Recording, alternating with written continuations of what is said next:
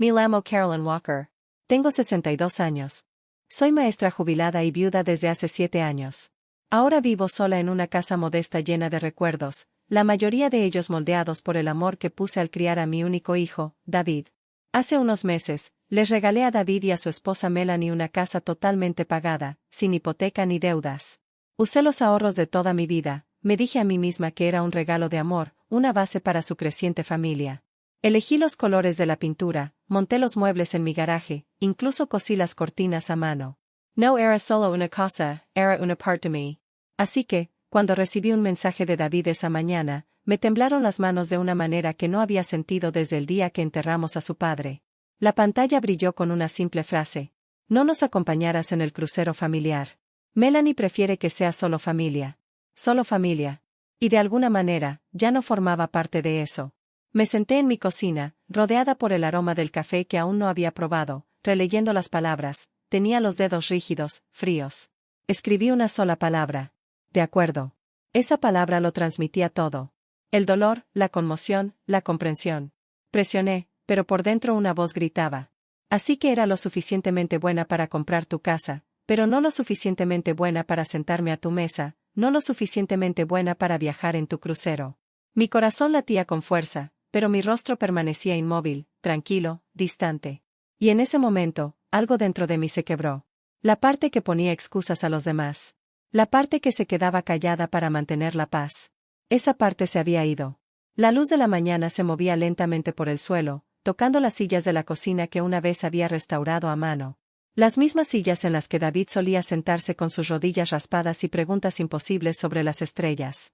Ese niño pequeño se había ido. Y en su lugar estaba un hombre que silenciosamente había trazado una línea que ya no podía cruzar. La casa se sentía extraña ahora, como un museo de malas decisiones. En las paredes colgaban fotos que había pagado para sacar sonrisas de las vacaciones familiares que había financiado por completo. Disneyland cuando David tenía 7 años. Cancún cuando Melanie se unió por primera vez a la familia. Un acogedor viaje a una cabaña que insistía en pagar esa Navidad. Dijeron que el dinero escaseaba. Me había dicho a mí misma que era mi regalo para ellos. Pero ahora todo lo que podía ver eran recibos envueltos en marcos de fotos. Recordé su fiesta de inauguración de la casa la primavera pasada. La que yo planeé. La que yo pagué. Recordé a Melanie tomándome las manos con una sonrisa llorosa. Caroline, no tenías que hacer esto. Estamos muy agradecidas. Siempre tendrás una habitación aquí. Lo sabes. Y le creí. Por supuesto que sí. Porque las madres creen. Es lo que hacemos. Recordé las tardes que pasé pintando su dormitorio principal mientras estaban en el trabajo. Elegí lavanda suave porque Melanie dijo que era relajante. Compré cortinas nuevas en línea y las instalé yo misma. Cada mueble en esa casa tenía mis huellas dactilares. Cada cojín, cada lámpara, cada alfombra. Me mantuve ocupada para no tener que enfrentarme a la tranquila verdad. No llamaban mucho. Rara vez me visitaban, pero me dije a mí misma que solo estaban ocupados. Eso es lo que hacen las parejas jóvenes. Trabajan duro. Se adaptan, lo resuelven. Pero esa no era la verdad. La verdad era más pesada que los botes de pintura y las cajas de mudanza. La verdad era que me había vuelto tan útil para ellos que dejaron de verme como persona. Era la que arreglaba las cosas, la que ayudaba, la que financiaba la vida. Y una vez gastado el dinero, la mujer que lo acompañaba no servía de mucho. Había dado demasiado durante demasiado tiempo. Y a cambio, me habían borrado silenciosamente. A la mañana siguiente, el silencio en la casa era insoportable. No era el tipo de silencio que tranquilizaba. Era el tipo de silencio que te oprimía el pecho, te hacía temblar las manos y te recordaba que algo iba terriblemente mal. Cogí el teléfono y llamé a Nancy. Llegó en menos de una hora. Sin preguntas, sin vacilaciones, como siempre. Eso es lo que tienen los viejos amigos, saben cuándo hablar y cuándo no. Entró en mi cocina, me miró a la cara y no necesitó preguntar qué había pasado.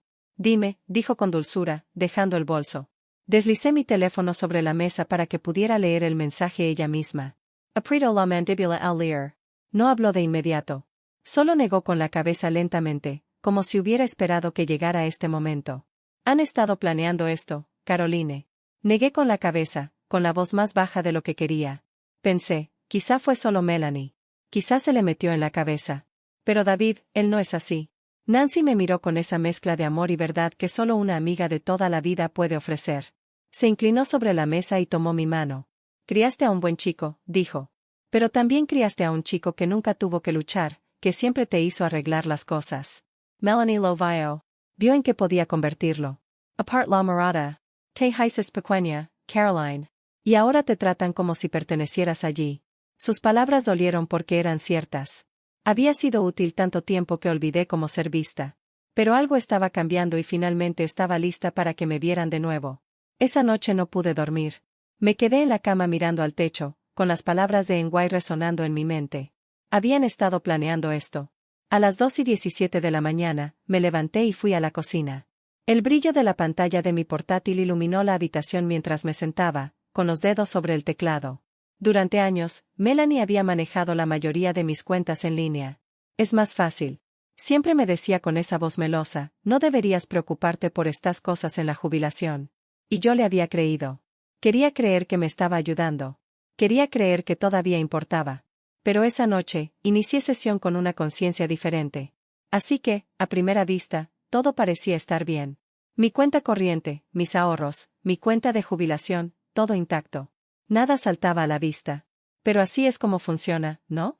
El peligro se esconde tras lo ordinario. Así que investigué más a fondo y allí estaban varias transferencias, pequeñas cantidades repartidas en el tiempo, etiquetadas como mantenimiento de la propiedad, reparaciones del hogar, fondo de emergencia, pero no había aprobado ninguna reparación de emergencia. No había autorizado ningún pago vinculado. Seguí haciendo clic. Las cuentas de destino no estaban a mi nombre. Estaban a nombre de Melanie. Se había añadido como usuaria secundaria. Silenciosamente, sin problemas. Había estado robando de mi cuenta, vaciando mi cuenta poco a poco para que no sonara la alarma. Así que no se trataba de un simple caso de desconsideración. Era un robo con una sonrisa. ¿Y David, estaba ciego? ¿O simplemente no le importaba mientras el dinero siguiera fluyendo? Me recosté en la silla, con el corazón acelerado, no por miedo, sino por algo más frío, más agudo. Una clara comprensión se instaló en mí como hielo. No planeaba hacerme daño después. Ya lo estaban haciendo. Y pensaron que nunca me daría cuenta. Pero me había dado cuenta. Y no iba a quedarme callada por más tiempo. Por la mañana, ya lo había decidido. Se acabó el silencio. Se acabó esperar otra traición. Era hora de mudarme. Llamé al señor Harris, mi abogado. Había llevado mis asuntos durante años, me había ayudado con mi testamento, mi planificación de la jubilación e incluso los documentos que firmé cuando transferí la casa a David y Melanie. Contestó enseguida. Y señora Walker, me alegra saber de usted. ¿Todo bien? No, dije con calma, y por eso necesito verla hoy. Dejó libre su agenda. En cuestión de horas, estaba sentada frente a él en su oficina, con las manos cruzadas sobre el regazo.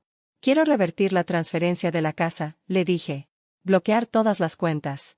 Cancelar todos los poderes notariales. Todos y cada uno. Hizo una pausa. No porque no estuviera de acuerdo, sino porque entendía lo que eso significaba. Esto podría causar tensión, dijo con suavidad. Ya causaban tensión, respondí. Estaba demasiado ciega para verlo. Asintió. Muy bien. Comenzaremos el proceso de reversión, pero Caroline, si sospecha de abuso financiero, necesitaremos pruebas. Registros detallados. Tengo algunos, dije, y deslicé una hoja de cálculo impresa sobre la mesa, y quiero más. Arqueó una ceja. ¿Está dispuesto a contratar a un investigador privado? No lo dudé. Contrata a quien confíes. Asintió de nuevo. Entonces nos movemos rápido. Empezaré con los archivos y el investigador podrá empezar a construir el rastro de papel. Al salir de su oficina, algo en mí cambió. Ya no se trataba solo de detenerlos. Se trataba de recuperarme. Silenciosamente, metódicamente, y con la fuerza que nunca vieron venir. Esa tarde, volví a casa y me senté a la mesa de la cocina, con el sol calentándome la cara. Por primera vez en semanas, no me temblaban las manos. Pensaron que me quedaría callada.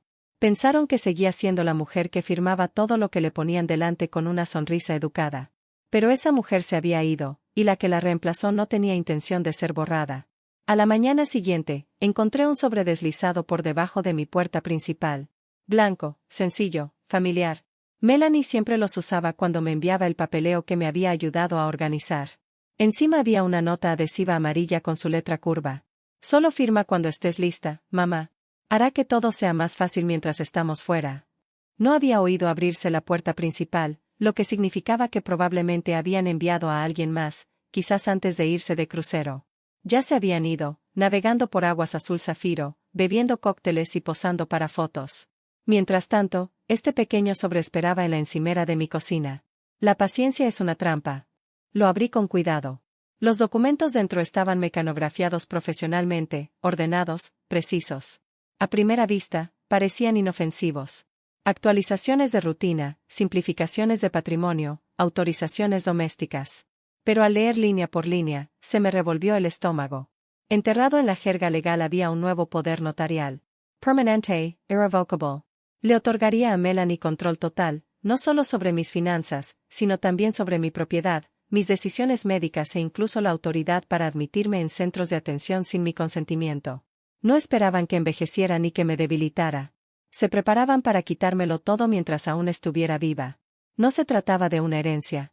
Se trataba de control. Miré los papeles un buen rato y luego los volví a meter lentamente en el sobre. No lloré. No grité. Simplemente me quedé quieta, con una mano apoyada en la encimera mientras dejaba que el peso de todo aquello me dominara. Entonces susurré en la silenciosa cocina, como si hablara con la mujer que solía ser. Casi firmas esto, casi. Pero hoy no. Hoy lo vi como lo que era. Y usaría este documento no para rendirme, sino como prueba de que creían que iban 2 pasos por delante.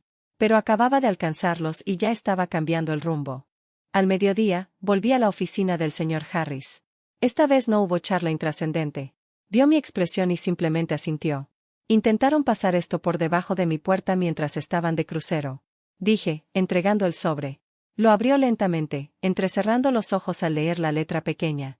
Al llegar a la sección de autoridad irrevocable, exhaló bruscamente. Esto no es solo falta de ética, dijo. Es abusivo.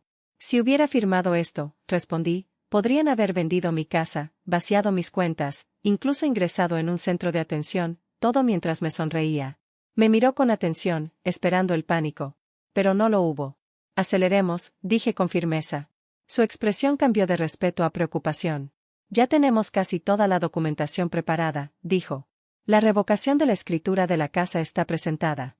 La congelación de activos está en marcha.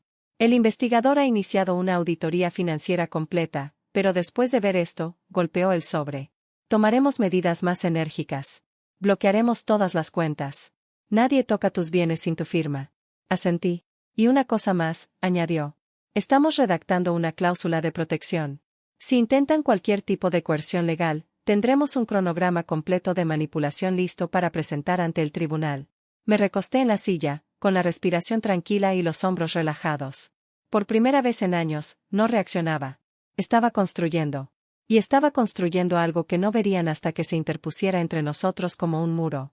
Cuando volví a casa esa tarde, la casa parecía la misma, pero todo había cambiado. Porque yo había cambiado.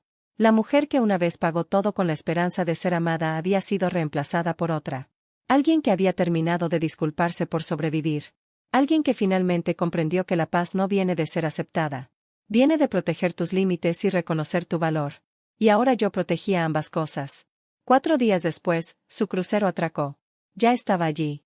Aparqué a una manzana de distancia y me quedé en silencio al otro lado de la calle, observando cómo David y Melanie llegaban en su sándwich, bronceados y relajados, con el equipaje amontonado en el maletero.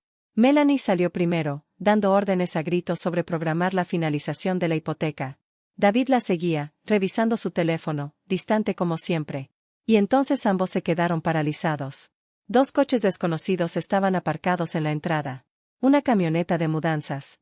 Una joven pareja estaba cerca de la puerta principal, riendo con un agente inmobiliario. Estaban descargando cajas.